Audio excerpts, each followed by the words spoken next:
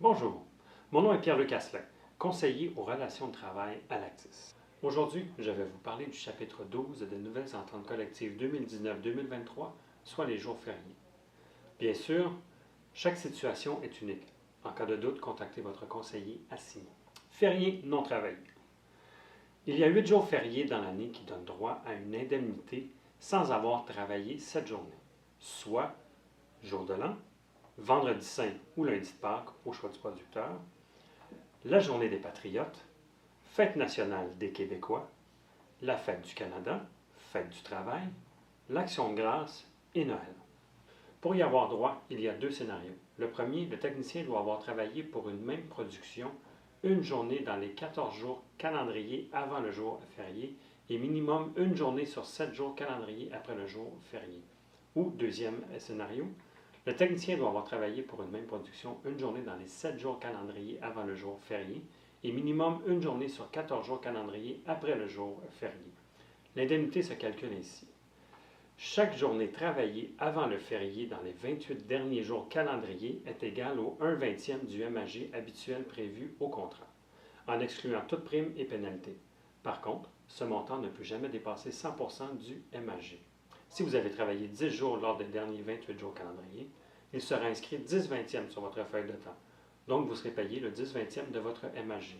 Par exemple, si votre salaire négocié est de 30 de l'heure, pour un MAG 10, ça vous garantit 300 par jour. Alors, le 10/20e de 300 équivaut à une indemnité de 150 pour ce jour férié non travaillé. Si la journée fériée n'a pas été travaillée, elle est considérée comme un congé aux fins des calculs du repos hebdomadaire. Pour ce qui est des fériés travaillés, vous avez droit à une indemnité de 100% de votre taux horaire de base ou forfait quotidien de base si vous travaillez un des 8 jours fériés nommés précédemment. Et s'ajoutent à cette liste les journées connexes suivantes: la veille et le lendemain du jour de l'an, la veille et le lendemain de Noël, Pâques et nouveautés. Si la fête nationale survient un vendredi, un samedi, un dimanche ou un lundi, le producteur choisit un bloc de 3 jours consécutifs incluant le 24 juin, le samedi et le dimanche.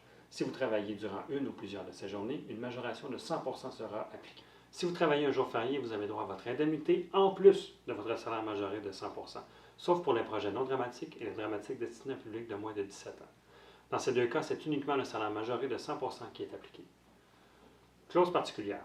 Si vous faites l'enregistrement d'un spectacle ou d'un événement consacré aux célébrations d'un jour férié, les pénalités normalement données ne s'appliquent pas. Par exemple, si vous travaillez sur le show de la Saint-Jean, vous êtes payé comme une journée normale. À l'extérieur du Québec, les jours fériés sont ceux prévus sur le territoire concerné.